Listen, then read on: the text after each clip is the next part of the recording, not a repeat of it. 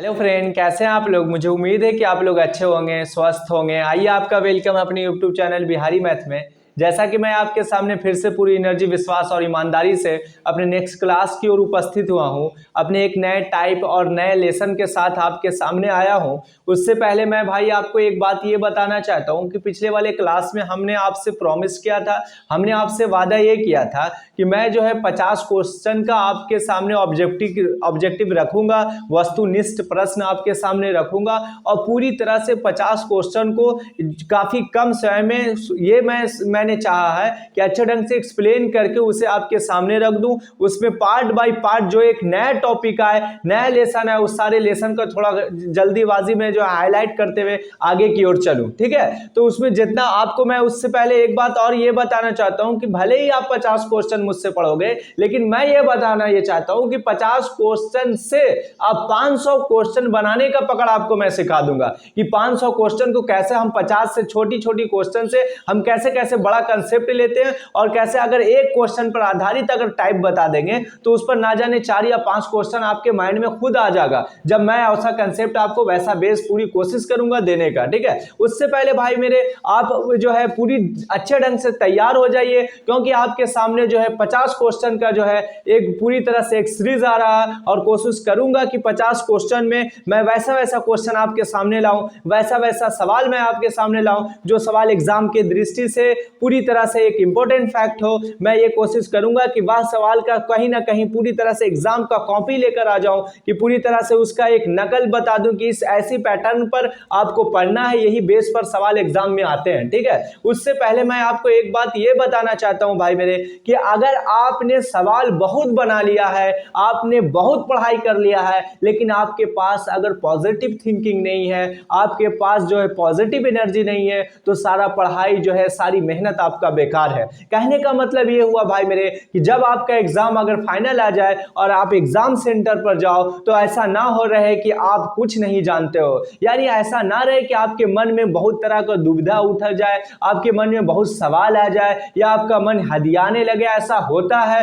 हर बच्चे के साथ ऐसी परेशानी आती है, लेकिन उसका एक ही उपाय है, उसका एक ही दवा है। वह दवा क्या है कि अपने आप को पूरी तरह से एनर्जी बताना, अपने आप को पूरी तरह से पॉजिटिव एनर्जी से वहां एग्जाम सेंटर में घुसना और ये कह अपने दिल में ठान लेना कि आज मैं 100 में से 100 सवाल को बना कर आऊंगा। ये पॉजिटिव एनर्जी, ये आपका सही सोच जो है, पूरी तरह से मुझे उम्मीद है कि आप अच्छे ढंग से कोई भी सब्जेक्ट का अगर आप एग्जाम देने जा रहे हो तो काफी अच्छा करके आओगे, काफी अच्छा बन कर आओगे और काफी अच्छा मार्क्स भी लेकर आओगे। लेकिन आपने 12 महीना पढ़ा, लेकिन एग्जाम सेंटर में जानते के साथ ही आप में हदियाहट हो गया, आप में घबराहट हो गया, पूरी तरह से आप में बहुत सारे सवाल मन में उठने लगे, तो याद रखे भाई कि आप 50 क्वेश्चन क्या, आप 5 क्वेश्चन भी आपको बनाना भारी पड़ जाएगा। इसलिए मेरी अपील है छोटे भाई एवं बहनों कि आप हमेशा पॉजिटिव रहो। लोग आपको निगेटिव करे, कितनों करे, पास पड़ोस करे, भाई करे, दोस्त करे, और भी लोग करें, हर चीज नेचर करे, किसी भी तरह से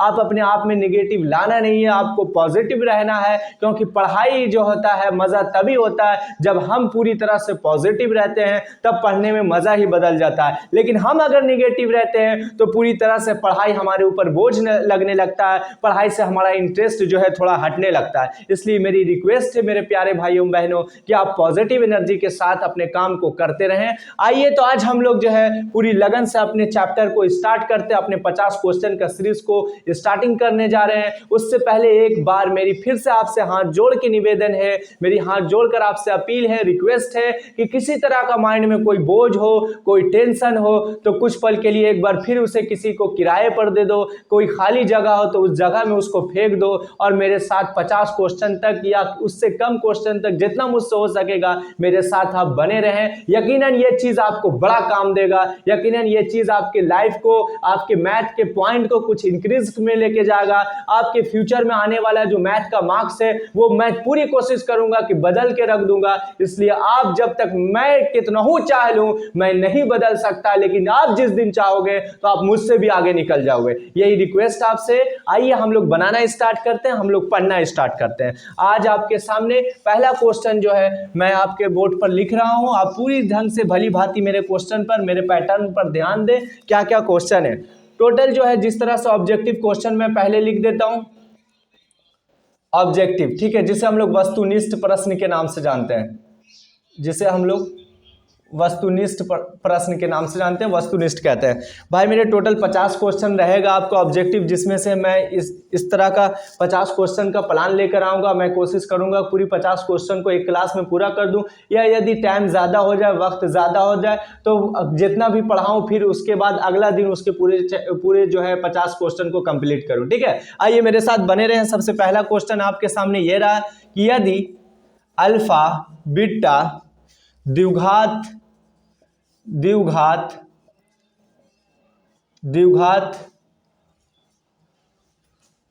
बहुपद fx बराबर x square plus 2x plus 3 के मूल हो तो 1/अल्फा प्लस 1/बीटा बराबर भाट, ठीक है। इसमें सबसे पहला ऑप्शन आपके सामने ये रहा कि 3/2, दूसरा ऑप्शन भाई मेरे रहा कि -3/2, तीसरा ऑप्शन भाई मेरे रहा कि 2/3, उसके बाद जो ऑप्शन डी रहा भाई मेरे -2/3, ठीक है। आपके सामने सबसे पहला क्वेश्चन स्टार्टिंग आज 50 क्वेश्चन का ऑब्जेक्टिव मैं लेकर आया हूं भाई एवं बहने, और उसमें सबसे पहला क्वेश्चन मैं आपके बोर्ड पर ये आपके सामने लिख दिया। ये असल में क्या है कि मैं थोड़ा सा क्वेश्चन में जो लिखने में थोड़ा टाइम लग जाएगा, क्योंकि मेरे पास जो है डिजिटल बोर्ड नहीं है। उम्मीद है कि आने वाले टाइम में भी मैं डिजिटल बोर्ड ले लूँगा। आप लोग की मतलब आप लोग का साथ रहा, आप लोग का सपोर्ट रहा, तो मैं ज़रूर आगे चल के आप लोग के लिए कुछ नया करने वाला हूँ, नया, और आपका सहयोग रहा तो ठीक है। आइए सबसे पहले हम सबसे पहला क्वेश्चन का थोड़ा एक्सप्लेन कर देते हैं कि क्वेश्चन हमसे क्या चाह रहा और हम कैसे आंसर के रिजल्ट तक पहुंचे, क्या कंसेप्ट लगाएं, क्या बेस लगाएं, जो हम पूरी तरह से इसका आंसर दे पाए। भाई मेरे सामने सबसे पहला क्वेश्चन है कि यदि अल्फा बीटा द्विघात बहुपद fx x² + 2x + 3 के मूल हो तो 1/अल्फा प्लस 1/बीटा बराबर भाट है, यानी यही मुझे निकालना है। तो उससे पहले भाई मेरे कि आपके सामने एक जो नया चीज देखने को मिला, एक नया टर्म देखने को मिला, नया पैटर्न देखने को मिला, वह द्विघात बहुपद। या क्या सताएगा आपको, क्या टेंशन देगा, द्विघात बहुपद। तो इससे पहले इसका नॉलेज होना मेरे जरूरी है कि द्विघात बहुपद होता है क्या, ठीक है। तो आइए समझते हैं। इसका साधारण फॉर्म होता है भाई मेरे x² + bx + c होता है, जहां जो होता है भाई मेरे, जहां a is not equal to 0, जहां a is not equal to 0। कहने का मतलब है कि द्विघात बहुपद का ये जो सूत्र होता है, ये फॉर्म होता है जो इस प्रकार है, x² + bx + c, जहां a is not equal to 0 होता है। इतनी बात तो समझ में आ गया। यानी कहने का मतलब कि हर हाल में x², यहां पर a का जो मान है वो 0 नहीं होना चाहिए। वह a का मान 1, 2, 3, 4 अदरवाइज कुछ भी होना चाहिए, लेकिन 0 नहीं होना चाहिए। ये कंसेप्ट मुझे यही कह रहा है, यही सिखा रहा है। इतनी बात तो समझ में आ गया होगा आपको। अब आगे चल के देखते हैं। fx का मतलब भाई मेरे कि x का जो मान है ये दिया हुआ, इसी यही fx के कहते हैं। और मूल का मतलब होता है भाई मेरे, मूल को हम लोग शून्यक के नाम से जानते हैं, क्योंकि द्विघात बहुपद जो होता है ये शून्यक का नाम आएगा। आगे चल के शून्यक को आपको देखने पड़ेगा, या मूल बोले शून्यक बोले, बात इज इक्वल। तो यहाँ पर इसके मूल क्या निकलेंगे वो देखते हैं। तो यहाँ पर इसके जो मूल हो तो 1/अल्फा प्लस 1/बीटा। इतनी बात समझ में, 1/अल्फा प्लस 1/बीटा। याद रहे भाई मेरे, आपको जब द्विघात बहुपद है तो यहाँ पर x का स्क्वायर का कोफिशिएंट a है, x का कोफिशिएंट b है, और c जो है एक अचर, ये जो है मतलब इसका मान बदलते रहेगा, ठीक है। c जो कुछ भी हो सकता है, 1, 2, 3, 4 अदरवाइज कुछ भी नेचुरल नंबर हो सकता है। आइए समझते हैं क्या। तो भाई मेरे सबसे पहले क्या होता है कि द्विघात बहुपद में एक चीज आपको मिलेगा कि शून्यकों का योग मिलेगा, ठीक है। शून्यकों का योग या मूलों का योग, शून्यकों का योग, ठीक है। इसमें क्या होता है कि अल्फा प्लस बीटा, दो शून्यक होता है, तो इसका योग के लिए फॉर्मूला होता है भाई मेरे -b/a। और एक जो दिखेगा भाई मेरे, इसमें मिलेगा शून्यकों का गुणनफल। एक क्या मिलेगा, शून्यकों का गुणनफल। एक क्या मिलेगा भाई मेरे, शून्यकों का गुणनफल, जिसे अल्फा मल्टीपल बीटा कहते हैं। और इसके लिए सूत्र होता है c/a। इतनी बात तो समझ में आ गया। हमने कंसेप्ट पढ़ा द्विघात बहुपद का फॉर्म जाना है x² + bx + c, जहां a is not equal to 0। उसके बाद आगे टर्म सीखा हम लोग कि शून्यकों का योग के लिए फार्मूला होता है, यानी अल्फा प्लस बीटा के लिए फार्मूला -b/a। उसके बाद शून्यकों का गुणनफल अल्फा × बीटा के लिए फार्मूला होता है c/a होता है। इतनी बात तो समझ में आ गया होगा। अब देखो क्या होता है कि आगे चल के अल्फा प्लस बीटा जो होता है, पहला शून्यक अल्फा, दूसरा शून्यक क्या है, बीटा है, और उसी तरह से ये alpha multiple beta c by a होता है। अब ये बी क्या है, सी क्या है, ए क्या है, ये कहां से आता है, कैसे चुराया जाता है, कैसे समझते हैं, कैसे इसका कंसेप्ट में, इस क्वेश्चन में इसका भूमिका होता है, इसका रोल होता है। तो आइए समझते हैं। क्या समझते हैं कि आपके सामने जो प्रश्न है भाई मेरे, इसका जो एफ एक्स का जो मान है, ये एफ एक्स का मान जो दिया हुआ भाई मेरे, एक्स स्क्वायर प्लस 2x और प्लस जो है 3 है, x square plus 2x plus 3। तो मैंने बताया था कि एक्स स्क्वायर का जो कोफिशिएंट होता है उसको ए के नाम से जानते हैं। अब ए यहाँ पर कुछ ना है तो 1 है, ए क्या है, तो ए का वैल्यू कितना हो गया भाई मेरे, 1 हो गया। और एक्स का जो कोफिशिएंट मतलब गुणांक जो होता है उसको बी के नाम से जानते हैं, तो बी का वैल्यू कितना भाई मेरे, 2 है। और सी जो बाकी जो बचा उसको सी के श्रेणी में लिखा जाता है, तो ये हो गया सी हो गया। इतनी बात तो छाटना आपको काफी आसान से आ गया होगा, इतनी बात को निकालना आप समझ गया होगा कि कैसे निकालते हैं, ए बी और सी का वैल्यू जानते हैं। अब आगे प्रोसेस क्या जानते हैं भाई मेरे, कि alpha plus beta, alpha into beta, आपके सामने ये टर्म है, यही टर्म को हल करना है। तो सबसे पहले हम क्या देखते हैं, कंसेप्ट क्या था कि 1 by alpha plus 1 by beta. अब यहां पर आपका कलम रुक जाएगा, माइंड रुक जाएगा, टेंशन बन जाएगा। क्या बन जाएगा कि इसको हम हल कैसे करें। अभी तक हम लोगों ने 9th class, 8th class, 7th class, 6th class, जो भी क्लास है उसमें बच्चे वाले क्लास में हम लोगों ने पढ़ा कि 2/3 प्लस जो है 1/3, उसके कंसेप्ट में हल करना आसान होता था। भिन्न का जोड़, जिसे हम लोग जो है फ्रैक्शन के नाम से जानते थे, भिन्न का जोड़ होता है, भिन्न का घटा होता है। लेकिन आपके सामने कुछ ऐसा फंक्शन दिख गया तो आप इससे घबराए नहीं, ना ही इससे हड़बड़ाएं। आप बिल्कुल जो है धैर्य रखें, क्योंकि आगे कुछ होने वाला है। क्या होने वाला है, तो वही रूल जो यहाँ फॉलो करते हैं बचपन वाला, वही रूल यहाँ 55 में भी हम लोग फॉलो करेंगे। क्या करेंगे कि अल्फा इंटू बीटा, इसका एलसीएम ले लिया, लगे तो लगा दीजिए एलसीएम, ना लगे तो उसको मल्टीपल कर दिया। हमने अल्फा इंटू बीटा, यहाँ अल्फा मिल रहा है, यहाँ बीटा को ऊपर रख दिया, और यहाँ बीटा मिल रहा है, यहाँ अल्फा को ऊपर रख दिया। इस तरह से हम पता ही लगाया कि अल्फा प्लस बीटा और अल्फा इंटू बीटा हो गया, alpha plus beta alpha into beta हो गया। यानी जब इस प्रोसेस को हमने हल किया भाई, तो मेरा रिजल्ट यहाँ तक आके हमने पेन और कलम को रोक दिया। ठीक है, अब आगे कुछ होने वाला है। क्या होने वाला है कि अब ये चेहरा दिख गया आपको, अल्फा प्लस बीटा और अल्फा इंटू बीटा, यानी कुछ फिर हम पीछे वाले याद में आएंगे और क्या आएंगे कि अल्फा प्लस बीटा का मतलब हुआ कि शून्यकों का योग। इसका जो पहला शून्यक अल्फा, दूसरा शून्यक बीटा, इसका पहला मूल अल्फा, दूसरा मूल बीटा, तो इस यह इंडिकेट कर रहा है कि शून्यकों का योग। और शून्यकों का योग का मतलब होता है, शून्यकों का योग का मतलब अल्फा प्लस बीटा। अगर यहाँ पर बात मेरे दे रखा भाई मेरे, तो अल्फा प्लस बीटा का मतलब होता है कि माइनस बी बाई ए। तो इसका वैल्यू अल्फा प्लस बीटा का यहाँ पर रख देंगे हम, क्या रख देंगे कि अल्फा प्लस बीटा का वैल्यू यहां पर अगर हम रखेंगे तो माइनस बी बाई ए होता है। ठीक है, माइनस बी बाई ए। अब माइनस बी का वैल्यू कितना निकाला, 2 निकाला, इसके आगे माइनस, ए का वैल्यू 1 यानी -2 हो गया। अल्फा इंटू बीटा अगर देखते हैं तो सी बाई ए फॉर्मूला होता है। अब भाई मेरे सी का वैल्यू कितना निकाला, कंसेप्ट की सहायता से 3 निकाला, ए का वैल्यू 1 आ गया यानी 3 आ गया। अब यहां पर क्या करेंगे, putting the value getting the answer. हमने अल्फा प्लस बीटा का वैल्यू प्राप्त किया -2, यहां पुट कर दिया। हमने अल्फा इंटू बीटा का वैल्यू प्राप्त किया, कितना किया, 3 किया। यानी पता ही चल गया कि इस तरह के क्वेश्चन को, इस तरह के सवाल को हमने कैसे हल की स्थिति में पहुंचा, कैसे आंसर की स्थिति में पहुंचा, जो आपके सामने ये रहा। -2/3 जो होगा ये एफ का मूल है, तो इसका प्रोसेस का जो लास्ट आंसर आएगा -2/3 आएगा। यानी उम्मीद है कि आप समझ गए होंगे। किसी तरह का आपको मुझे एक कंसेप्ट देने में आपको कोई प्रॉब्लम नहीं हुआ होगा, आप भली भांति इसे समझ गए होंगे। ठीक है, तो कैसे समझे हम लोग, द्विघात बहुपद का नाम, यानी क्वेश्चन हम पढ़ रहे हैं भाई मेरे, एक क्वेश्चन को बनाना है। हमने चीजों को 3 टर्म में सीखा। पहला टर्म में यह सीखा द्विघात बहुपद का फॉर्म कैसा होता है, तो x² + bx + c, जहां a is not equal to 0, यानी a का मान 0 नहीं हो सकता है। इतनी बात जाना। दूसरा बात जाना है कि शून्यकों का योग बोले तो यानी अल्फा प्लस बीटा के लिए फॉर्मूला होता है -b/a। तीसरा फॉर्म जाना है कि अल्फा शून्यकों का गुणनफल, तो c/a। उसके बाद फिर एक चौथा फॉर्म क्या जाना कि कैसे हम लोग चीजों को समझते हैं कि a कौन है, b कौन है, c कौन है। उसके लिए क्या बताया मैंने कि x² का जो गुणांक होता है उसको a कहते हैं। आपके क्वेश्चन में x² का गुणांक कुछ ना था, 1 था, तो हमने a का मान क्या दिया, 1 दिया। इतनी बात समझ में आ गया।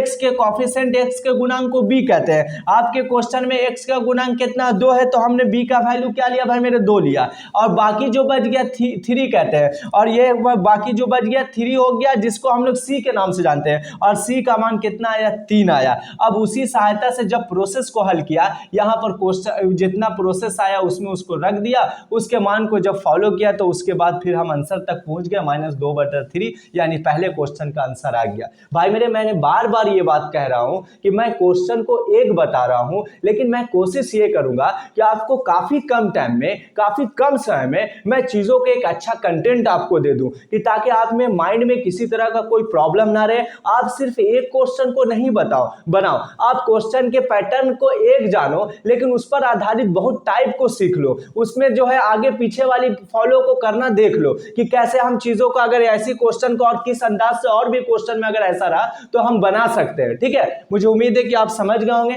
चलिए ये क्वेश्चन को पूरी तरह से हम जो है अगले क्वेश्चन की ओर जाते हैं, इस क्वेश्चन को हटाते हैं। अब देखिए, अब अगला क्वेश्चन जो आपके सामने आएगा वो बहुत ही मजेदार क्वेश्चन है, सिर्फ आप मेरे साथ बने रहो भाई। मैं उम्मीद है कि आपको जो भी मेरे से बन सकेगा, एक अच्छी कोशिश, अच्छी मेहनत मैं आपको कम समय में कर दे दूंगा, ताकि आपका मार्क्स कुछ अच्छा आए, आने वाले टाइम में एक हिस्ट्री हो आपका मैथ में। ठीक है, आइए फिर हम लोग क्वेश्चन आते हैं कि 2 परमेय संख्या के बीच कितनी परमेय संख्या होगी। दूसरा नंबर का क्वेश्चन है, यहाँ ध्यान दें कि 2 परमेय संख्या के बीच, 2 परमेय संख्या के बीच, 2 परमेय संख्या के बीच, 2 परमेय संख्या के बीच, 2 परमेय संख्या के बीच कितनी परमेय संख्या होगी, कितनी परमेय संख्या होगी, 2 परमेय संख्या के बीच कितनी परमेय संख्या होगी। ठीक है, आपके सामने ये क्वेश्चन है। ऑप्शन इसका 1, दूसरा ऑप्शन 3, तीसरा ऑप्शन 4 और चौथा ऑप्शन जो है अनंत। ठीक है, चौथा ऑप्शन अनंत। देखिए भाई मेरे, दूसरा क्वेश्चन आपके बोर्ड के ऊपर रहा कि 2 परमेय संख्या के बीच कितनी परमेय संख्या होगी। अब आपके सामने ये दूसरा क्वेश्चन रहा जो काफी लाजवाब क्वेश्चन है। देखिए इससे हम कैसे चीजों को अरेंजमेंट करते हैं, कैसे एक क्वेश्चन से हम आपको कुछ क्वेश्चन बताने वाले हैं, 4-5 क्वेश्चन का कंटेंट देने वाले, ये आप समझिए। सबसे पहले आपके सामने जो चेहरा आ रहा होगा वो परमेय संख्या, क्या भाई मेरे, परमेय संख्या के जिसे के नाम से जानते हैं। ठीक है, इसको हम लोग रेशनल नंबर के नाम से जानते हैं। और एक जो चेहरा आएगा वो अपरमेय संख्या होगा। वो क्या होगा भाई मेरे, अपरमेय संख्या होगा। एक जो चेहरा आएगा आगे चल के उसको हम लोग अपरमेय संख्या, इरेशनल नंबर कहते हैं। ठीक है, इतनी बात समझ में आया कि नहीं आया। बात है, टॉपिक है परमेय संख्या, और उसमें एक टॉपिक आ गया अपरमेय संख्या। तो सबसे पहले मैं ये कोशिश करता हूं कि ये 2 टॉपिक वाली बात आपको बता दूं कि परमेय क्या होता है, अपरमेय क्या होता है। जब तक हम चीजों का विश्लेषण नहीं करेंगे, जब तक हम क्वेश्चन को समझेंगे नहीं, तब तक उसके निष्कर्ष पर, उसके आंसर पर, उसके हल पर नहीं जाएंगे। इसलिए सबसे पहले भाई मेरे समझो कि परमेय का रूल क्या है, अपरमेय का रूल क्या है। आइए समझते हैं परमेय किसे कहते हैं, रेशनल नंबर किसे कहते हैं। तो आइए जानते हैं क्या कि परमेय का मतलब होता है भाई मेरे कि वैसा संख्या जो p/q के रूप में हो, वैसा संख्या जो p/q के रूप में हो जहां q is not equal to 0, जहां q is not equal to 0 हो। इतनी बात समझ में आया कि नहीं आया। परमेय का मतलब वैसा संख्या जो p/q के रूल को फॉलो करे, जहां q is not equal to 0। कहने का मतलब कि q बराबर 0 ना हो, यानी जितना भी गिनती की संख्या सब परमेय में आएगी, जितना भी पूर्णांक है सब परमेय में आएगा। लेकिन बात यहां पर क्या है कि अगर आपसे पूछ दिया जाए कि भाई जी बताइए कि 2 जो है यानी 2 जो है वो परमेय है, रेशनल है कि इरेशनल है, परमेय है कि अपरमेय है, तो हम कहेंगे क्या कि सर आप बताए थे कि वैसा संख्या जो p/q के रूप में हो, लेकिन यहां पर तो सिर्फ 2 ही है, यहां पर बटा में इसके कुछ भी नहीं है। आपके माइंड में ऐसा क्वेश्चन आएगा, ऐसा सवाल आएगा, तो आप घबराए नहीं, हम आपके साथ बने हुए हैं। तो याद रहे कि जब कुछ भी ना रहे तो नीचे में हम 1 लिख सकते हैं। इतनी बात समझ में आया कि नहीं आया। तो 1 जैसे ही लिखा भाई मेरे, तो ये रूल को फॉलो कर गया, p/q के रूल को फॉलो कर गया। जब p/q के रूप में को फॉलो कर गया तो हम कह सकते हैं कि 2 जो है वो परमेय संख्या है। 2 जो क्या है, परमेय संख्या। इतनी बात समझ में आया कि नहीं आया। यानी हम कहते हैं कि वैसा संख्या जो p/q के रूप में, जहां 2 इज नॉट इक्वल टू 0। लेकिन बाय द वे गलती से क्या कर लिया कि अगर हम 2 लिख दिया, 2 के बट्टा में 0 दे दिया। अब आपसे क्वेश्चन कोई पूछ दे कि आप ऑब्जेक्टिव में ये ऑप्शन आ जाए कि 2/0 परमे है क्या परमे, तो वैसी स्थिति में भाई मेरे इसका अनंत मतलब ऐसी स्थिति में क्या होता है कि 0 हर हाल में नीचे नहीं होना चाहिए, क्योंकि अगर नीचे 0 हुआ तो परमे संख्या को रेशनल नंबर के रूल को ये फॉलो नहीं करेगा। जब रूल को फॉलो नहीं करेगा यानी परमे के श्रेणी में ये नहीं रखा जाएगा। इतनी बात समझ में आया कि नहीं आया? यानी हम इससे एक चीज और मैथ का मैं पॉइंट बता रहा हूं कि या किसी डिजिट के या किसी संख्या के नीचे अगर 0 लग जाए तो उसका मतलब होता है अपरिभाषित, जिसे कभी भी मतलब परिभाषित किया ही ना जा सकता। जैसे एज एग्जांपल के तौर पर एक जो समुद्र होता है उसमें कितनी गहराई है, कितनी पानी, इसे कभी भी नहीं बताया जा सकता। उसी तरह से यही रूल यहाँ फॉलो हो जाता है कि अगर नीचे हर हाल में 0 नहीं होनी चाहिए। इतनी बात समझ में आ गया? आपके आगे क्या होगा कि कोई आदमी अगर आपसे पूछ दे कुछ पॉइंट और आपके सामने आएगा कि पाई का आएगा, ये बराबर क्वेश्चन एग्जाम में देते रहता है। और लोग भी अगर पढ़े लिखे लोग होते हैं जो मैथ से थोड़ी सी जानकारी रखते हैं तो वहां पर ये क्वेश्चन पूछ सकते हैं कि पाई जो है कि परमे है कि या परमे है। ठीक है, आइए समझते हैं ये क्या है। मैंने बार बार बोला था कि मैं क्वेश्चन एक पढ़ाऊंगा, लेकिन उस टाइप पर मैं बहुत सारे क्वेश्चन का कंटेंट आपको दे दूंगा। आइए हम समझते हैं क्या है कि पाई है परमे है क्या परमे है। तो भाई मेरे आप हमेशा याद रखो पाई एक मैथमेटिकल साइन है और यह जो है अपरमे है। यह क्या है भाई मेरे? अपरमे है। लेकिन अगर आपसे पूछ दे कि पाई का मान जो होता है 22/7 है, कहीं कहीं पर हम लोग यूज करते हैं, तो ये मान जो है, ये वैल्यू जो है वो आपको परमे है। ये वैल्यू क्या है? परमे है। लेकिन पाई जो चिन्ह है, पाई जो सिंबल है, पाई जो संकेत है वो अपरमे को डिनोट करता है। लेकिन पाई का जो मान 22/7 अगर रिस्पेक्ट में रखते हैं तो वह जो है परमे को डिनोट करता है। लेकिन पाई का एक और वैल्यू होता है भाई मेरे, वो वैल्यू होता है 3.14 डॉट डॉट इस तरह से होता है। अब ये वैल्यू कहां से आता है तो आप घबराए नहीं, ये वैल्यू यहीं से चुराया जाता है। क्या किया जाता है? साथ में जब 22 से आप डिवाइड दोगे भाई मेरे तो 7 या 21 आ गया। इसी तरह से ये टर्म आगे प्रोसेस तक चलेगा जो आप देख भी नहीं सकते, यानी हल करना मुश्किल होता है। तो हम इस तरह से डॉट का साइन दे देते हैं क्योंकि आगे कुछ और भी है, यानी इसका अंत अभी नहीं है। तो हम कह सकते हैं कि 3.14 और इज इक्वल टू इसके रिस्पेक्ट में ये दोनों जो हो जाएगा वो पूरी तरह से अपरमे हो जाएगा। ये दोनों क्या हो जाएगा? अपरमे होगा। अभी तक आप ये चीज को ना जानते हो तो मैंने काफी अच्छे ढंग से भली भांति अच्छे रूप में एक्सप्लेन किया है और मुझे उम्मीद है कि आप अच्छे ढंग से समझे होंगे। तो क्या समझे कि पाई का जो सिंबल है, पाई का जो संकेत है वो अपरमे को डिनोट करता है। लेकिन पाई का वैल्यू रिस्पेक्ट में जब 22/7 लेते हैं तो वह जो है परमे को बताता है। लेकिन पाई का मान अगर 3.14 लेते हैं तो वह अपरमे को बताता है। यानी मुझे उम्मीद है कि ये प्रॉब्लम पर आधारित ये सारी चीजों को आप समझ गए होंगे। अब यहां पर बात आता है भाई मेरे कि अब यहां पर एक पॉइंट ये आता है कि आखिर परमे का तो बात जानकारी जान लिया कि जो P/Q के रूप में हो, लेकिन एक चीज और आ गया जो आपके सामने अपरमे, जिसे हम लोग इरेशनल नंबर कहते हैं। तो अपरमे का मतलब ये हुआ कि कोई भी संख्या का अंत नहीं, अपरमे।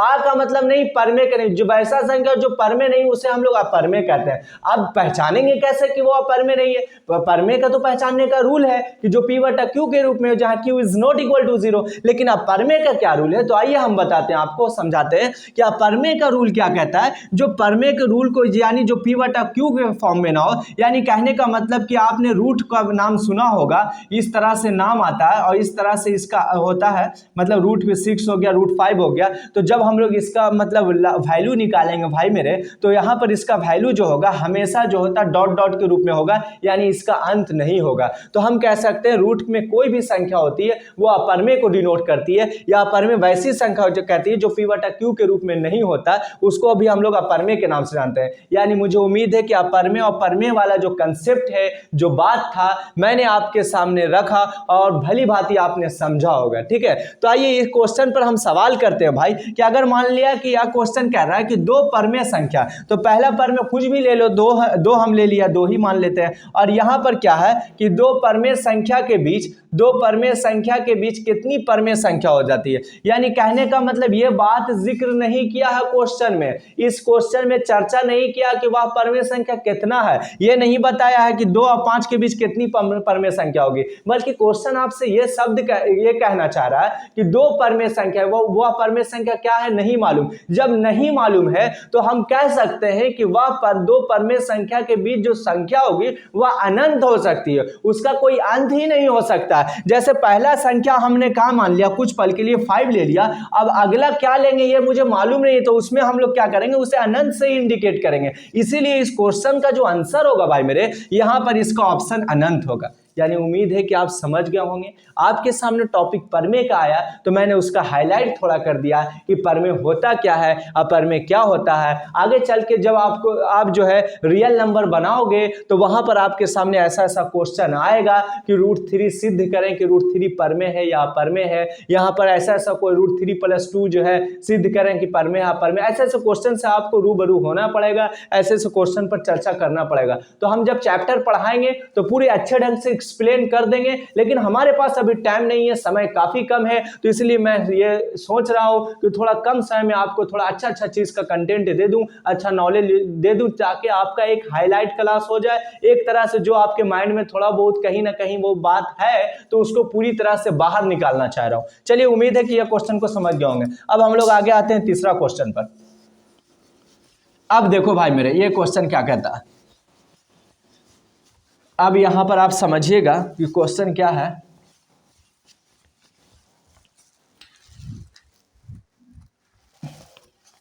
अब आपके सामने तीसरा क्वेश्चन ये रहा, क्या रहा,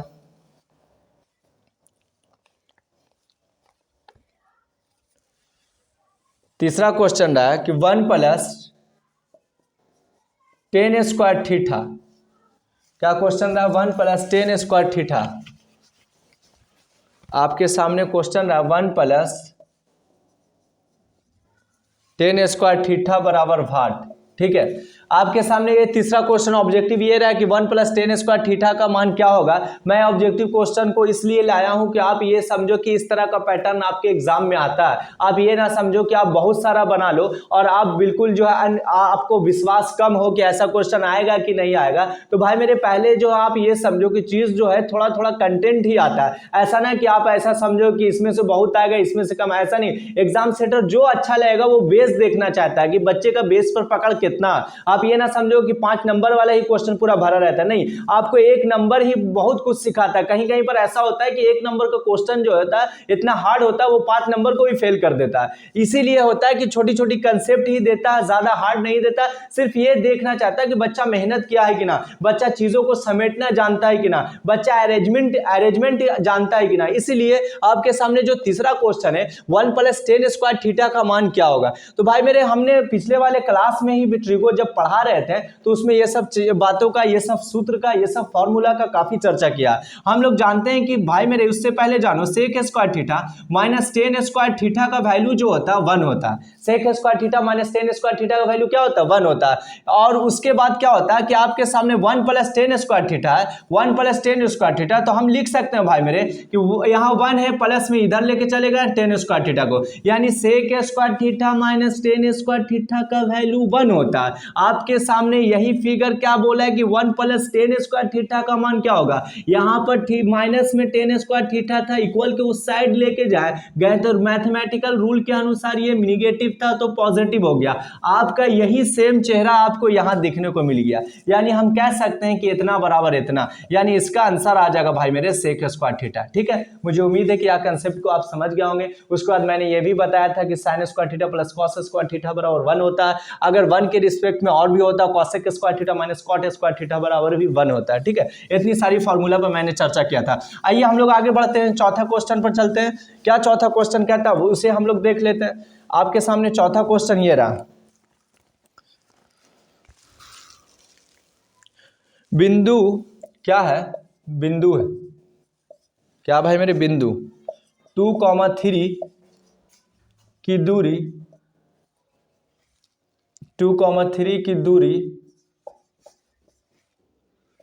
मूल बिंदु से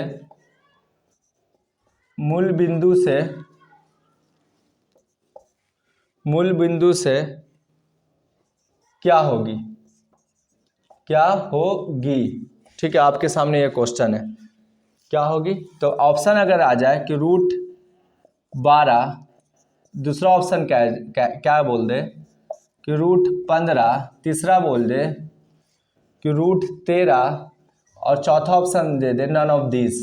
ठीक है, नन ऑफ दिस। ठीक है, अब आइए समझते हैं क्या कि आपके सामने जो चौथा क्वेश्चन रहा, बिंदु 2,3 की दूरी मूल बिंदु से क्या होगी। तो ऐसा क्वेश्चन अगर आपके बोर्ड में आ जाए भाई मेरे, तो आपका माइंड वहां पर जाना क्या चाहिए, क्या कंसेप्ट को लेना चाहिए। एक बात और भाई मेरे, मैं ये बात बता रहा हूं कि जब आप बोर्ड में जाओगे तो मैथ में करीबन 15 चैप्टर है, लगभग 15 चैप्टर है। तो आपके बोर्ड में जो क्वेश्चन आएगा सारा चैप्टर से मिक्स मसाला बनाकर आएगा, लेकिन आपको वहां पर अपने माइंड का केंद्रित जो पॉइंट है, बिंदु है, बिल्कुल स्थिर रखना पड़ेगा। आप ज्यादा इधर उधर जो है नहीं होना पड़ेगा, नहीं तो क्या होगा कि आप हर क्वेश्चन को गलत बनाते हुए चल जाओगे। इसलिए कि आपने 1 साल का पढ़ाई आपको 1 दिन में वो पूछ रहा, तो इसलिए आपका जो माइंड का जो प्लानिंग होना चाहिए, वहां पर काफी धैर्य रख के शांतिपूर्वक चीजों को समझे, तब आगे कंसेप्ट लगाए। इसलिए आपके सामने ये जो क्वेश्चन है कि बिंदु 2, 3 की दूरी मूल बिंदु से क्या होगी, एक पॉइंट मूल बिंदु सताएगा। तो आप याद रखें, जब हम लोग जो कोऑर्डिनेट ज्योमेट्री पढ़ते थे तो यहां पर क्या होता है कि मूल बिंदु होता है, 0 0 से स्टार्ट होता है। तो यानी कहने का मतलब कि इसे हम लोग एक्स अक्ष के नाम से जानते हैं और इसे हम लोग वाई अक्ष के नाम से जानते हैं। जिस तरह से एक्स और वाई एक्सिस होता है, तो वही हम लोग मूल बिंदु के नाम से इसे जानते हैं। एक्स एक्सिस वाई एक्सिस होता है, ठीक है, जिसे हम लोग x1 y1 के नाम से भी जान सकते हैं, इसमें कोई तरह का प्रॉब्लम नहीं है। तो इतनी बात समझ, मूल बिंदु का मतलब उसका दोनों जो है एक्स एक्सिस और वाई एक्सिस जो है दोनों जीरो हो। क्या हो, दोनों जीरो हो, तो इसी को हम लोग मूल बिंदु कहते हैं। अब यहां पर बात यहां पर कर दे कि दूरी क्या होगी। अब यहां पर दूरी का चर्चा किया, मूल बिंदु दूरी हमेशा मीटर सेंटीमीटर में होती है, लेकिन इसमें दूरी इकाई के रूप में पूछा जाता है। इतनी बात आप ध्यान रखें, ठीक है, इसका कोई मीटर माप नहीं होता। अब आइए समझते हैं दूरी कैसे होती है, जान लिया जाए भाई मेरे। जब कोऑर्डिनेट ज्योमेट्री में पढ़ाऊंगा तो पूरी तरह से अच्छे ढंग से एक्सप्लेन कर दूंगा वो दूरी क्या होती है। यहां पर अगर ए का पॉइंट है तो इसको हम लोग x1 मानते हैं, इसको हम लोग क्या कहते हैं, y1 मानते हैं। उसके बाद हम लोग इसे x2 मानते हैं भाई मेरे, इसको y2 कहते हैं। तो यही जो दो बिंदु के बीच की जो दूरी होती है, हाइट एंड, जब आप पढ़ोगे ये क्या निर्देशांक ज्यामिति कोऑर्डिनेट ज्योमेट्री पढ़ोगे, तो वहां पर दो बिंदु की दूरी के लिए सूत्र होता है। क्या होता है कि x1 माइनस x2 का होल स्क्वायर प्लस जो होता है y1 माइनस y2 का होल स्क्वायर होता है। ठीक है, ये सूत्र होता है। आपको ये क्वेश्चन से आपको ये सूत्र की जानकारी मिला कि एक आपके सामने नया चीज देखने को मिला। क्या मिला कि अगर कोई भी हाइट एंड डिस्टेंस के बीच की दूरी, सॉरी हाइट एंड डिस्टेंस मैं बार बार बजा रहा हूं, आपको अगर कोऑर्डिनेट निर्देशांक ज्यामिति के मूल बिंदु की दूरी हो या कोई भी दूरी निकालना रहे, तो उसके कंसेप्ट में क्या सूत्र होता है, root under x1 minus x2 का whole square plus y1 minus y2 का होल स्क्वायर के नाम से जानते हैं। इतनी बात तो समझ में आ गया। और उसके ऊपर पूरी तरह से रूट लगाते हैं, यानी हम कह सकते हैं root under x1 minus x2 का whole square plus y1 minus y2 का होल स्क्वायर होता है। यानी इतनी बात तो किसी तरह के इतना तक समझने में, कंसेप्ट में कोई प्रॉब्लम आपको नहीं हुआ होगा। अब देखो, अब आपके सामने क्या है कि भाई मेरे मूल बिंदु से बोला ना, तो यहां पर क्या बोला हम कि मूल बिंदु का कंसेप्ट का मतलब कि जीरो है, दोनों एक्स एक्सिस भी जीरो और वाई एक्सिस भी जीरो, यानी ये जीरो। अब यहां पर क्या हुआ भाई मेरे कि दूसरा पहला पॉइंट जो दिया बिंदु 2 और 3 है, तो यहां पर या इधर 2 3 लिख दो या इधर, कोई ऐसा बात नहीं है, 2 3 हमने इधर ही लिख दिया। अब आपके सामने क्या है कि x1 और y2 है, तो यानी हमने जो फॉर्मूला x1 माइनस x2 का whole square plus y1 minus y2 का होल स्क्वायर, ये सूत्र होता है। अब यहां पर क्या है कि x1 का वैल्यू 0 है, तो हमने क्या दिया भाई मेरे कि x1 हो गया 0, ठीक है, इतना हो गया। और x2 का वैल्यू 2 है, तो हमने क्या दिया, 2 दिया। प्लस आगे कंसेप्ट के में जाएंगे, आगे y1, तो ये हो गया क्या, y1, ये हो गया x1 हो गया। इतनी बात तो समझ में आ गया। ये हो गया x2 हो गया, ये हो गया y2 हो गया, इतनी बात। अब y1 माइनस y2, तो y1 क्या है, 0 है, तो हमने 0 दिया। y2 क्या है, 3 है, तो हमने क्या दिया, 3 दिया। इस पर स्क्वायर चढ़ाया, जो सूत्र है उसी हिसाब से। अब आगे चल के आप बनोगे तो 0 माइनस 2 यानी -2 का स्क्वायर, और ये हो गया -3 का स्क्वायर। ठीक है, इतनी बात तो समझ में आ गया। अब याद रखिएगा कि माइनस का स्क्वायर प्लस होता है, तो माइनस का स्क्वायर प्लस जब होगा तो 2 का स्क्वायर क्या होगा, 4 होगा। ये 3 का माइनस का स्क्वायर प्लस 3 का स्क्वायर क्या होगा, 9 होगा। यानी 9 और 4 जब जोड़ेंगे भाई मेरे, तो रूट 13 इकाई आ जाएगा। रूट 13 का क्या आएगा, इकाई आएगा। यानी इस क्वेश्चन का जो ऑप्शन आपको आएगा, ऑप्शन नंबर सी आएगा। मुझे उम्मीद है कि भली भांति ऐसे कंसेप्ट को आप समझ गए होंगे। भाई मेरे, मैं चाहता तो डायरेक्ट बोलता कि √3 आता है या कैसे आता, पूरा एक्सप्लेन ना भी करता तो चलता, लेकिन मैंने आपके सामने चाहा कि आपको अगर याद है तो थोड़ा और अच्छे ढंग से याद हो जाए। आपको अगर कंसेप्ट नहीं पता है तो मेरे माध्यम से आपको कंसेप्ट को मैं पता करके दे दूं, कि आपको एक अच्छा कंटेंट दे दूं, अच्छा बेस दे दूं कि ये चीज कैसे होता है। बाकी अगर पूरी अच्छे ढंग से इसका पढ़ना है तो आप सब्र रखें, आप धैर्य रखें। मैं कुछ दिन के क्या मतलब, मैं धीरे धीरे अभी जिस तरह से ट्रिगो चैप्टर पढ़ा रहा हूं, पूरा एक्सप्लेन करके पूरा एक मेंस की तरह पढ़ा रहा हूं, कि जितनी छोटी छोटी बातें, जितनी अच्छा एक कंटेंट है, अच्छा बेस है, सारा दे रहा हूं। आप भी वो क्लास को आप ज्वाइन रखें। अगर आपके पास टाइम है तो ठीक है, वरना अगर टाइम नहीं है तो आप जो भी नोट्स है, जो भी चीज, आप उसी पर ध्यान दे तो अच्छा होगा। ठीक है, आइए अब हम लोग क्वेश्चन को बढ़ाते हैं। अब चौथा क्वेश्चन हो गया, अब हम लोग पांचवा क्वेश्चन की तरफ चलते हैं। पांचवा क्वेश्चन को देखते हैं कि पांचवा क्वेश्चन क्या कहता है। मेरे साथ आप बने रहें, लगे रहें, देखिएगा, आपको बड़ा काम देगा। ये जितना भी इंपॉर्टेंट फैक्ट है आपको बड़ा ही आगे चल के हेल्प मिलेगा इससे। अब आपके सामने क्या है भाई मेरे, कि 1/√3 का मान ज्ञात करें। 1/√3 का मान ज्ञात करें। ठीक है, 1/√3 का मान ज्ञात करें, जिसमें पहला ऑप्शन है भाई मेरे कि साइन π/3, बी का मान है 6 cot π/3, सी का मान है 10 π/6 और डी का मान है cos π/6। ठीक है, यहां पर इसका ऑप्शन है। ठीक है, आप समझिए, आप इसे डरिए मत। आप ऐसा ना समझे कि ये मेरे लिए थोड़ा सा हार्ड है या मेरे लिए जानने वाला कोई भी चीज हार्ड, और कोई भी चीज जो होता है नॉर्मल कब होता है, जब चीजों को हम जानते हैं तो मेरे लिए वो आसान हो जाता है। जब चीजों को हम नहीं जानते हैं तो मेरे लिए चाहे वो चीज कितना आसान है, मेरे लिए वो भारी कहलाता है। यही हार्ड और भारी और आसान में ये डिफरेंट होता है। तो आइए समझते हैं 1/√3 का मान क्या है। ये ट्रिगो से रिलेटेड क्वेश्चन है, क्योंकि ऑप्शन ये बता रहा है कि ये जो चीज है ट्रिगो को रूल को फॉलो करेगा। अब जब ट्रिगो का रूल को फॉलो करेगा तो भाई मेरे, हम ये जानते हैं, क्या जानते हैं कि 1/√3 होता है, 1/√3 होता है, वो कौन सा ट्रिगो का फॉर्मूला होता है, कौन सा ठिट्ठा का मान होता है ट्रिगो के कंसेप्ट में, तो वहां पर उसका मान 1/√3 होता है। तो जब हम देखेंगे कि 10 30 के पास जाएंगे भाई मेरे, तो 10 30 का जो मान होता है, 10 30 डिग्री का मान होता है 1/√3 होता है। 10 30 डिग्री का मान क्या होता है, 1/√3। इसका मतलब ये हुआ कि जब 10 का मान ही 1/√3 होता, बाकी अदर कोई फंक्शन, ट्रिगो फंक्शन का मान 1/√3 नहीं होता, तो इसका मतलब ये हुआ कि ये तो चेक करना ही बेकार है, ये तो उसके बाद ये तो चेक करना ही बेकार है, मुझे उलझाएगा तो यही दोनों में से कोई आएगा। इतनी बात समझ में आया कि नहीं? मैं बहुत अंदर की बात बता रहा हूं। कहने का मतलब कि आप 1/√3 है तो आपका कंसेप्ट ये कहता है कि मेरा ये जो ऑप्शन के हिसाब से आप जानोगे कि ये ट्रिगो वाला मैथ है, और ट्रिगो वाला जब मैथ है तो आप सूत्र पर जाओगे तो सूत्र का ये करेगा कि वह कौन सा ऐसा थीटा का वैल्यू है जिसका मान 1/√3 आता है। तो आप आगे चल के जब देखोगे, आप मेमोरी को दौड़ाओगे, अपने माइंड का कंसेप्ट लगाओगे, तो पता ही चलेगा कि 10 30 का मान 1/√3 होता है। लेकिन आपके पास 4 ऑप्शन है और चारों कोई ऑप्शन में से एक पर ताला लगाना है, एक को लॉक करना है, तो उससे पता ही चला कि ये तो आएगा ही नहीं, ये तो आएगा ही नहीं। ठीक है, अब जब ये नहीं आएगा तो ये दोनों में आगे, इसको चेक करते हैं। क्या चेक करते हैं? 6 cot, यदि पाई, एक कंसेप्ट और शर्त रख लोगे कि पाई का वैल्यू जो है 180 डिग्री लेना। cot, अब यहां पर 180, यहां पर क्या करेंगे, सॉरी 180 बटा जो है 3 हो गया, इतना cot। 3 छक्के क्या होता है 18, 3 छक्का 18, 6 cot हो जाएगा भाई मेरे, और यहां पर ये हो जाएगा कितना, 3 छक्का 18 60 डिग्री।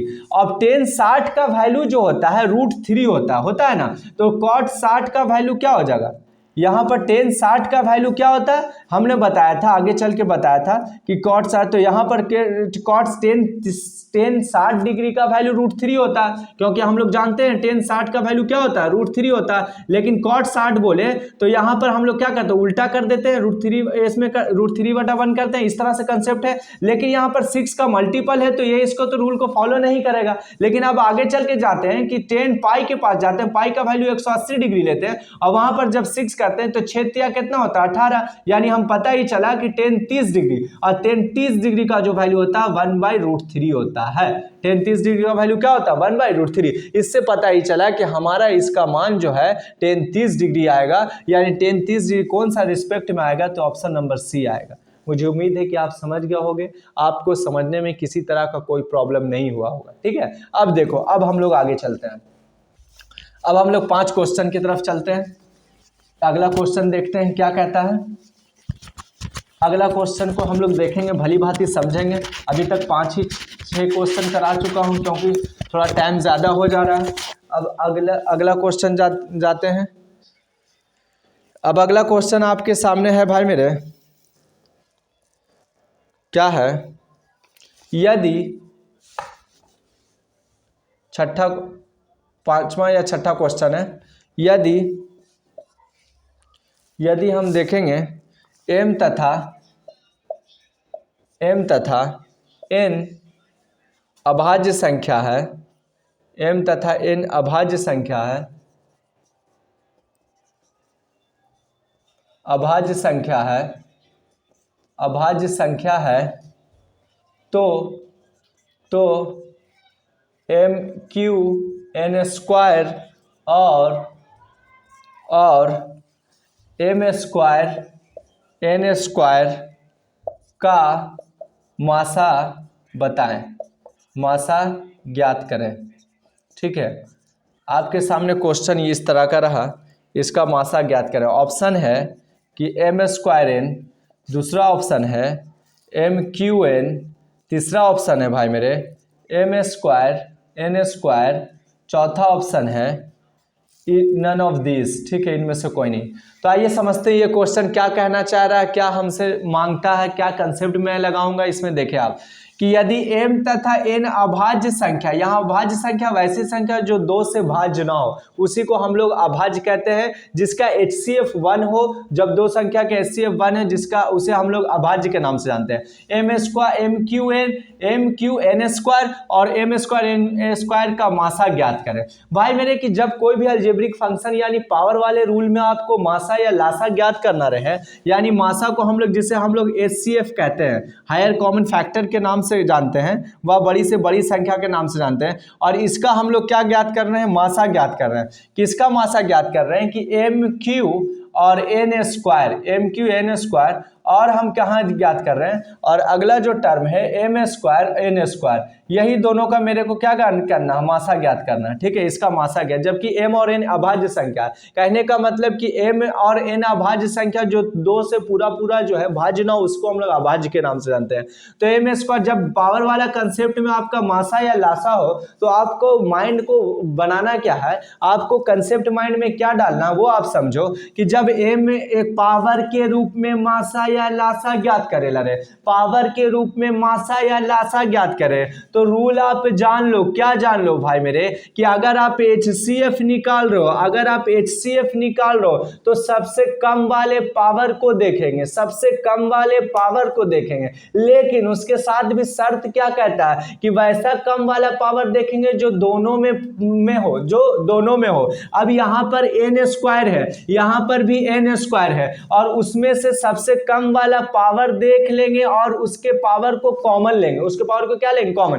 अब भाई मेरे n² पर मैक्सिमम पावर 2 ही है, यहाँ पर मैक्सिमम पावर कितना 2 ही है, तो पता ही चला कि एक दोनों में से कोई एक को बाहर निकाल दो, अब यहाँ पर आएंगे जब कि एक में m³ का चर्चा है, एक में m² का चर्चा, तो हम क्या बोला कि मैं यहाँ पर हमने क्या बोला कि HCF जब निकाल रहे हैं तो वहां पर क्या देखेंगे कि हमने n² पर देखा था 2 पावर है, n² पर भी 2 पावर है, लेकिन HCF के रूल में क्या कहता है कि आप पावर देखो, लेकिन जो सबसे कम पावर है उसको आप बाहर निकाल दो। अब m³ है तो यहाँ पर 3 पावर है, m² में 2 पावर है, तो कम कौन है, 2 वाला, तो 2 वाला को इसमें कॉमन ले लो, 2 वाला को क्या कर लो, कॉमन ले लो। तो इस तरह से जो पैटर्न यहाँ पर आया वह इसका HCF बताता है। लेकिन अगर पूछ दे कि इसका LCM क्या है, तो LCM का मतलब कि बड़ा पावर, सोचो LCM का मतलब बड़ा पावर, तो इन दोनों में सबसे बड़ा जो है कौन है, m³ है, तो ये m³ आ जाएगा। उसके बाद कौन है एन स्क्वायर, इसमें भी एन स्क्वायर, तो ये एन स्क्वायर आ जाएगा। यानी इसका एलसीएम इस तरह का होगा, इसका एचसीएफ इस तरह का होगा। यानी अगर आपको पावर के रिस्पेक्ट में एलसीएम एचसीएफ ज्ञात करना है तो भाई मेरे आप अपने कंसेप्ट मेरे अपने माइंड में ये लॉक कर लो, क्या कर लो कि अगर एलसीएम का रूल है तो वहां पर सबसे बड़ा से बड़ा पावर को हम लोग कॉमन लिया जाता है, ठीक है। और एचसीएफ का बात है तो हम लोग छोटा से छोटा पावर को बाहर निकालते हैं। इतनी बात समझ में आ गया कि अगर एचसीएफ इस तरह का बोल दे, कोई भी अलजेब्रिक फंक्शन से रिलेटेड, पावर से रिलेटेड बात कर दे, तो हम आसानी वे में रूल के हिसाब से बना लेंगे, ठीक है। अब देखो, अब आगे की ओर हम लोग समझते हैं, क्या समझते हैं देखिए आप आगे हम लोग क्या जाए, यानी इसका ऑप्शन जो आ जाता है क्या आ जाता है एम क्यू एन स्क्वायर, यानी इसका ऑप्शन जो आ जाता है भाई मेरे एम क्यू एन स्क्वायर, इसका ऑप्शन क्या आ जाता है एम क्यू एन स्क्वायर। इसका ऑप्शन जो एचसीएफ निकालते तो एम स्क्वायर एन स्क्वायर, अगर एलसीएम निकालते तो एम क्यू एन स्क्वायर, ठीक है। इसका आंसर आ जाता है। अब हम लोग देखो अगला क्वेश्चन देखते हैं, ठीक है। अगला क्वेश्चन पर ध्यान देंगे। यदि क्या कह रहा है, यदि ए और 18 का लासा, ए और 18 का लासा 36 है, ए और 18 का लासा 36 है, तथा ए और 18 का मासा, ए और 18 का मासा कितना भाई मेरे, ए और 18 का मासा 2 है, ए और 18 का मासा 2 है, तो ए बराबर भाट। आप यहाँ पर चीज़ को समझो कि आपके सामने जो ये चीज़ है, ये क्वेश्चन है, बड़ा अच्छा क्वेश्चन है, बड़ा इंटरेस्टिंग क्वेश्चन है। सबसे पहले हम इसको समझेंगे कि ये क्वेश्चन क्या हमसे कहना चाह रहा है, क्या क्वेश्चन का जो है हम कंसेप्ट लगाएंगे। आपके सामने क्वेश्चन है कि यदि ए और 18 का लासा और 36 है तथा ए और 18 का मासा 2 है तो ए बराबर भाट। कहने का मतलब हुआ भाई मेरे कि यहाँ पर पहला संख्या ए है, दूसरा संख्या 18 है जिसका लासा 36 है। यहाँ पर पहला संख्या ए है, दूसरा संख्या 18 है जिसका मासा कितना है 2 है। तो इसका मतलब ये बात कह रहा है कि यहाँ पर संख्या भी 2 है और लासा मासा भी 2 है। इसका मतलब ये हुआ भाई मेरे, आप एक कंसेप्ट को याद रख लो, जब आगे चल के आप पढ़ोगे बुक में 10th क्लास में ही है ये चीज को आपको पढ़ने का मिलेगा। क्या मिलेगा कि पहली संख्या मल्टीपल दूसरी संख्या, पहली संख्या मल्टीपल दूसरी संख्या बराबर फॉर्मूला होता है एलसीएम गुने एचसीएफ। एलसीएम गुने क्या होता है भाई मेरे, एचसीएफ। मैंने क्या बोला, आपको ये सूत्र को माइंड में रखना है। क्या रखना है कि अगर कोई ऐसा कंसेप्ट में क्वेश्चन आ जाए तो वहां पर कंसेप्ट ये पहले आपको जानकारी होना चाहिए कि पहली संख्या गुने दूसरी संख्या के लिए फॉर्मूला होता है एलसीएम गुने एचसीएफ। एलसीएम गुने क्या होता है, एलसीएफ होता है। इतनी बात तो समझ में आ गया। पहली संख्या गुने दूसरी संख्या बराबर एलसीएम गुने एचसीएफ। अब पहली संख्या कौन है, तो ए माना है, दूसरी संख्या क्या है 18 है, बराबर एलसीएम का वैल्यू कितना भाई मेरे 36 है, एचसीएफ का वैल्यू कितना भाई मेरे 18 है। इतनी बात तो समझ में आ गया। यहाँ तक तो किसी तरह का कोई एचसीएफ का वैल्यू 2 है, एचसीएफ का वैल्यू कितना है 2 है। हमने क्या बोला कि पहली संख्या कितना है, ए है, दूसरी संख्या कितना 18 है, ये हो गया, ठीक है। इसका ये 18 आ गया। और उसके बाद एलसीएम कितना है, तो एलसीएम ये पहली इस तरह का 36 है और उसके बाद इसका मासा यानी इसका जो है एचसीएफ कितना है 2 है। हमने पुट कर दिया, putting the value getting the answer. चीजों का अरेंजमेंट करने के बाद हम वैल्यू को कैसे पुट करते हैं वो देखो। पहले सूत्र जाना कि पहली संख्या गुने दूसरी संख्या के लिए फॉर्मूला होता है एलसीएम गुने एचसीएफ होता है। ये सूत्र को हम याद कर लेंगे क्योंकि ये सूत्र हमें बार बार जो है काम आएगा और आने वाला क्वेश्चन में प्रैक्टिस के दौरान ऐसे चीजों को माइंड में रखना बहुत जरूरी होता है। अब ए गुने 18 दूनी क्या होता है भाई मेरे 36 होता है, यानी ए का वैल्यू क्या हो गया भाई मेरे 2 दूनी 4 हो गया। यानी यही तो क्वेश्चन पूछ रहा था कि ए का मान क्या होगा। यानी ये इस क्वेश्चन का भी आपको इस तरह का क्वेश्चन और भी आ जाए। मान लिया कि अगर पहली संख्या जो है आपके सामने मान लिया जाए कि 36 दे दिया जाए और दूसरी संख्या बराबर भाट है, अगर एलसीएम आपका बोल दिया जाए भाई मेरे, एलसीएम एक का एलसीएम जो है 72 है और एचसीएफ जो है इसका एचसीएफ अगर बात करते हैं, इसका एचसीएफ अगर बात करते हैं भाई मेरे, तो इसका एचसीएफ जो है वो आपको 9 है। तो आप बताएं कि दूसरी संख्या बराबर क्या होगी। कुछ ना करेंगे, पहली संख्या गुने दूसरी संख्या बराबर फार्मूला सूत्र जो होता है एलसीएम गुने एचसीएफ होता है, इतनी बात तो ध्यान में रख लेंगे। अब पहला संख्या को क्या लिया 36 लिया है, दूसरा संख्या तो निकालना है, इसको छेड़छाड़ नहीं करना है, इसको रहे देंगे 10 का 10, कोई भी इस पर मेरे को माइंड नहीं लगाना, अपने आप निकलेगा। जैसे कैसे निकलेगा, एलसीएम कितना है तो 72 है, 72 पुट कर देंगे, एचसीएफ कितना है 9 है, इतना पुट कर दिया, तो 36 दूनी कितना होता है भाई मेरे 72 होता है, तो दूसरी संख्या वाला निकल गया 9 दूनी 18। यही अरेंजमेंट आपको सीखना है कि आप क्वेश्चन एक बनाओ लेकिन उसके कंसेप्ट में आप 5 या 10 क्वेश्चन का तरीका जान लो कि कैसे क्वेश्चन को अरेंजमेंट किया जाता है, कैसे क्वेश्चन हमसे पूछता है और हम उसका आंसर कैसे देते हैं। ठीक है, मुझे उम्मीद है कि ये क्वेश्चन को भी आपको समझ में आया होगा। क्या करूं, टाइम ज्यादा हो जाता है, ये क्वेश्चन मात्र 6 या 7 क्वेश्चन ही पढ़ा पाया, कोशिश कर रहा हूं कि 10 क्वेश्चन तक लास्ट करूं, उसके बाद जो है मैं अपने क्लास को एंड कर दूं, क्योंकि भाई मेरे मैंने तो समझा था कि 50 क्वेश्चन को बना दूंगा, लेकिन मुझसे वैसा बताया नहीं जाता है कि आपको हल्के में बता के आगे चल जाओ। मेरे माइंड में वो समझो प्रॉब्लम जानो, अच्छा बोलो या बुरा बोलो, मेरे अंदर वो चीज नहीं है कि हम आपको 50 क्वेश्चन बता दें जल्दी जल्दी और अच्छे ढंग से आप ना समझो तो इसका दुख मुझे बहुत होगा। इसलिए मेरा कंसेप्ट ये कहता है, मेरा माइंड ये कहता है, मेरा सोच ये कहता है कि आप 5 ही बनाओ लेकिन 50 क्वेश्चन को बनाने का पकड़ आप में हो। ये बात मैं सिखाना चाह रहा हूं और यही बात को मैं अच्छा समझता हूं। ठीक है, आइए कोशिश करूंगा कि 10 क्वेश्चन तक लेकर चले जाऊं, किसी ना किसी तरह से दो क्वेश्चन को और कंसेप्ट में आपके माइंड में जो है अच्छा क्वेश्चन देखकर उसे आपके बोर्ड पर लिखता हूं, देखता हूं उसका कंसेप्ट भी आपको दे दूं, क्योंकि तो मुश्किल है 50 क्वेश्चन जाने का मतलब कि 3 या 4 घंटा मेरे लगेगा, तभी हम 50 क्वेश्चन बनाएंगे, जहां तक मेरी बात है। आइए देखिए क्या क्वेश्चन है उसके बारे में समझते हैं। ये क्वेश्चन ये कह रहा है, ये क्वेश्चन आपके सामने है कि क्या है कि एपी में है 10, 7, 4, ये एनसीईआरटी का क्वेश्चन है, 10, 7, 4 का 30वां पद ज्ञात करें। इसका कितना पद, 30वां पद ज्ञात करें, 30वां पद ज्ञात करें। ठीक है भाई मेरे, यहां पर देखो आपका एपी का एक क्वेश्चन आपके सामने देखने को मिला, क्या मिला 10, 7, 4 का 30वां पद ज्ञात करें। बात एपी की है तो हम लोग क्या लिख देंगे, एपी में लिख देंगे। अब देखो क्या एपी में कहता है, प्रथम से कोई भी सीरीज का फर्स्ट लेटर या फर्स्ट जो डिजिट होता है उसको हम लोग क्या कहते हैं भाई मेरे, कोई भी सीरीज का फर्स्ट लेटर या फर्स्ट डिजिट जो होता है उसको हम लोग जो होता है प्रथम पद के नाम से जानते हैं, जिसे एबीसीडी के स्मॉल ए से डिनोट किया जाता है। स्मॉल ए का वैल्यू 10 आ गया। डी क्या कहता है कि हर सेकंड टर्म में से फर्स्ट टर्म को घटा दो, सेकंड टर्म आपका 7 है और ये 10 हो, -3 हो गया। अब ये कहता है कि 30वां पद पूछ रहा है, 30वां पद पूछ रहा है। इससे पहले वाले क्लास में हमने क्या बताया था, ये 30वां पद प्रश्न से पूछ रहा है, 30वां पद बराबर भाट, 30वां पद बराबर भाट है, ये प्रश्न कह रहा है। तो 30वां पद को भाई मेरे हम लिख सकते हैं T30, इतना तो लिख सकते हैं। जब T30 लिख सकते हैं तो हमने ये भी क्लास में चर्चा किया था, T30 का मतलब ये कहना चाहता है A + 29D, A + 29D।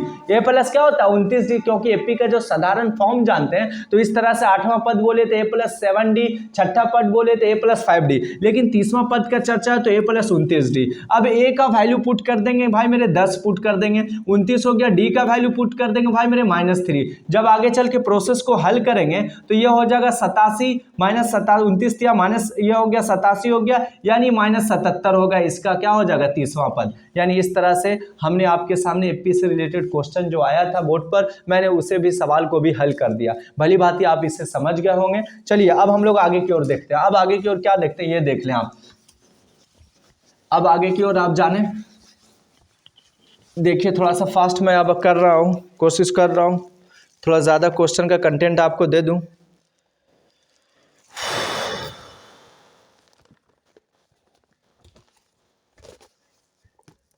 अब क्वेश्चन क्या है कि 4, 4 है, 5, 9, 11 और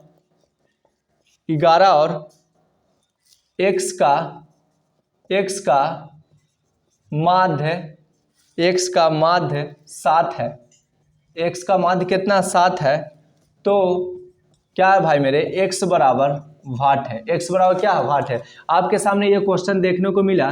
क्या क्वेश्चन कहता है कि 4, 5, 9 और 11 और x का माध्य 7 है, तो x का मान ज्ञात करिए। ऐसा यहाँ पर ध्यान दें, माध्य वाला क्वेश्चन है, माध्य वाला क्वेश्चन आपके सामने आया। माध्य और एवरेज जो होता है दोनों एक दूसरे के मतलब समझिए कि दिखता चेहरा होता है, यानी मिलता जुलता चेहरा होता है। माध्य का कंसेप्ट आपके सामने आए, माध्य का कंसेप्ट अगर संख्या के रूप में रहे, क्वेश्चन डिजिट के रूप में रहे, तो माध्य जहां भी आए उसका मतलब, माध्य का मतलब मिलाना, माध्य का मतलब मिलाना, और मिलाना का मतलब जोड़ना। मिलाना का मतलब क्या? जोड़ना। किसको जोड़ना? जो दिया गया संख्या 4, 5, 9 और प्लस 11 प्लस x, यही तो संख्या 1, 4, 5, 9, 11 और x का माध्य निकाले।